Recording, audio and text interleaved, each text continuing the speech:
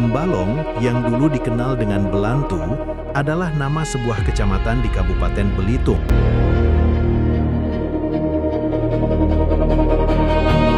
Konon, di daerah ini pernah hidup sepasang suami istri yang bermata pencaharian sebagai petani dan nelayan. Pada suatu hari, sang suami baru selesai menangkap ikan di tepi laut. Namun dalam perjalanan pulang ke rumahnya, ia menemukan sebatang bambu yang sangat aneh.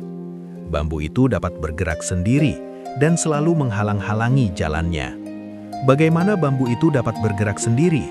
Lalu, apa yang akan dilakukan Pak Indah terhadap bambu itu? Kisahnya dapat Anda ikuti dalam cerita Putri Pinang Gading berikut ini. Alkisah, di sebuah kubok yang bernama Kelekat Nangak yang terdapat di Kecamatan Membalong, hiduplah sepasang suami istri yang miskin dan tidak mempunyai anak. Sang suami bernama Pak Indah, sedangkan sang istri bernama Bu Tuminah. Mereka tinggal di sebuah rumah kecil yang beratap nangak dan berlantai kayu gelegar berlapik tuntung.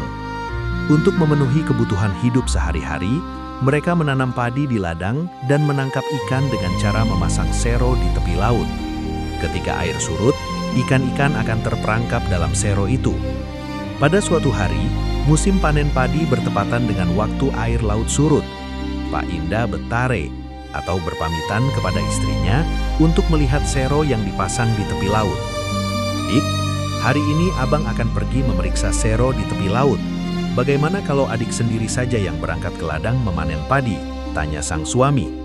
"Baik bang, kebetulan juga hari ini kita tidak mempunyai lauk untuk makan siang," jawab sang istri. Dengan membawa ambong, berangkatlah Pak Indah ke laut. Ketika akan mendekati seronya, tiba-tiba ia tersandung sepotong bambu. Ia pun mengambil bambu itu dan melemparkannya ke laut, agar hanyut terbawa oleh air laut yang sedang surut. Namun ketika akan menangkap ikan di seronya, ia tersandung lagi dengan sepotong bambu.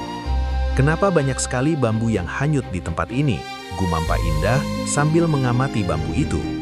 "Aneh, sepertinya bambu ini yang sudah aku lemparkan tadi," gumam Pak Indah heran. Oleh karena sudah tidak sabar ingin melihat seronya, Pak Indah segera membuang kembali bambu itu agak jauh ke tengah laut agar tidak menghalanginya lagi. Setelah itu, ia pun menangkap ikan di dalam seronya. Pak Indah sangat gembira karena mendapatkan banyak ikan. Sebagian ikan tersebut ia masukkan ke dalam ambongnya dan sebagian pula diikat dengan tali rotan karena ambongnya tidak dapat menampung semua ikan tersebut. Setelah itu, ia pun bergegas pulang ke rumahnya. Namun pada saat akan meninggalkan pantai, tiba-tiba ia kembali tersandung pada sepotong bambu. Ia pun mengambil bambu itu, lalu mengamatinya secara seksama. "Wah, tidak salah lagi. Ini bambu yang aku buang ke laut tadi. Tapi kenapa bambu ini bisa sampai ke sini, padahal air laut sedang surut?" tanya Pak Indah dalam hati. "Benar-benar aneh. Bambu ini dapat melawan arus air laut. Ini bukanlah bambu sembarangan," tambahnya sambil mengamati bambu itu. Setelah beberapa saat berpikir, Pak Indah mengambil bambu itu dan menggunakannya sebagai pemikul ikan. Sesampainya di rumah, Pak Indah menceritakan peristiwa yang dialami kepada istrinya. Oleh istrinya, bambu itu digunakan sebagai penindih jemuran padi agar tidak diterbangkan angin. Pada suatu hari, saat sedang duduk bersantai di rumah, Pak Indah dan istrinya dikejutkan oleh suara letusan yang sangat keras. Keduanya pun segera menuju ke sumber suara letusan itu. Rupanya, sumber letusan itu berasal dari sepotong bambu yang digunakan oleh sang istri menindih jemuran padi yang berada di depan rumah mereka. Alangkah terkejutnya mereka saat melihat seorang bayi perempuan disertai dengan pancaran cahaya yang menyilaukan keluar dari bambu itu. "Bang, lihat itu. Ada seorang bayi perempuan yang tergeletak di tanah," seru sang istri. "Bayi itu menangis. Cepat tolong dia, Dik," seru Pak Indah kepada istrinya. Tanpa berpikir panjang, Bu Tuminah segera mengambil dan memandikan bayi itu. Setelah bersih, ia menggendong bayi itu sambil bernyanyi.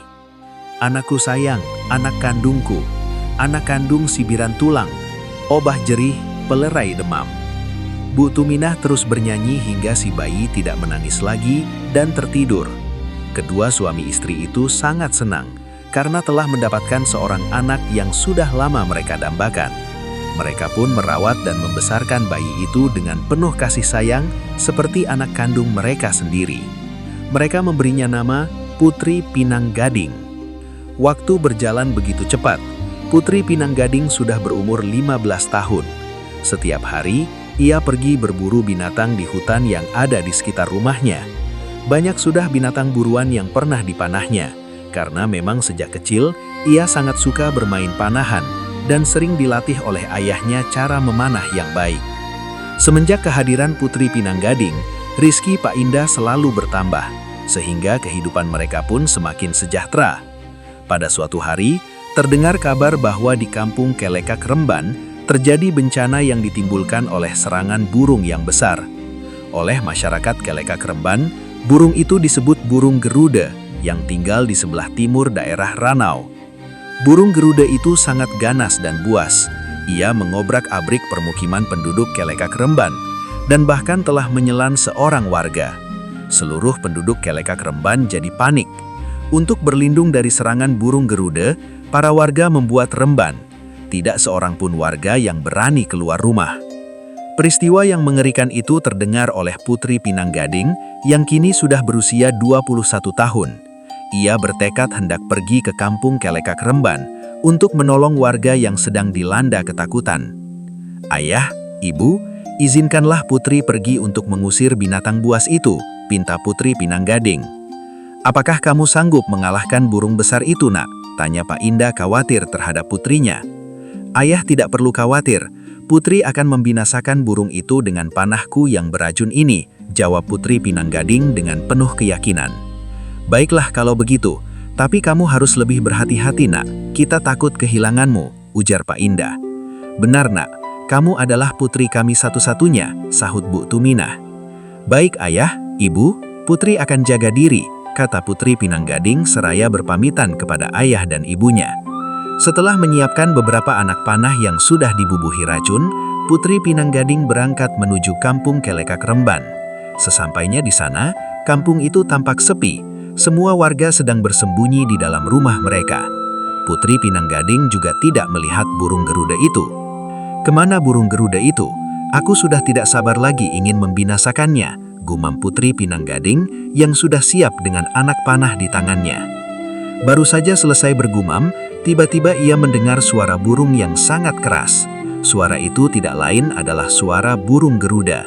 Burung itu terbang ke sana kemari di atas rumah-rumah penduduk sedang mencari mangsa. Sesekali ia mengobrak-abrik rumah penduduk, namun burung itu tidak menyadari jika Putri Pinang Gading sedang memperhatikan gelagatnya dari balik sebuah pohon besar.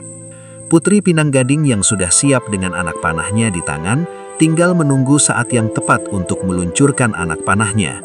Pada saat burung Geruda itu lengah, dengan cepat ia melepaskan anak panahnya. Anak panah itu meluncur ke arah burung Geruda itu dan tepat mengenai dadanya. Burung Geruda itu pun jatuh ke bumi dan tewas seketika. Para warga yang menyaksikan peristiwa itu melalui celah-celah rumah mereka, keluar dari rumah mereka dan segera mengerumuni burung Geruda yang sudah mati itu. Mereka sangat kagum melihat keberanian Putri Pinang Gading. Akhirnya, kampung itu terbebas dari ancaman bahaya serangan burung Geruda. Untuk merayakan keberhasilan itu, para warga mengadakan pesta besar-besaran dengan mengundang Putri Pinang Gading. Konon, tempat jatuhnya burung Geruda itu berubah menjadi 7 buah anak sungai. Sementara anak panah Putri Pinang Gading yang mengenai dada burung Geruda itu tumbuh menjadi serumpun bambu. Suatu hari, ada seorang nelayan memotong bambu itu untuk dijadikan joran pancing. Pada saat memotong sebatang bambu itu, tiba-tiba tangan nelayan itu tersayat dan langsung meninggal karena bambu itu masih beracun. Oleh masyarakat setempat, bambu itu disebut dengan bulo antu atau bambu beracun.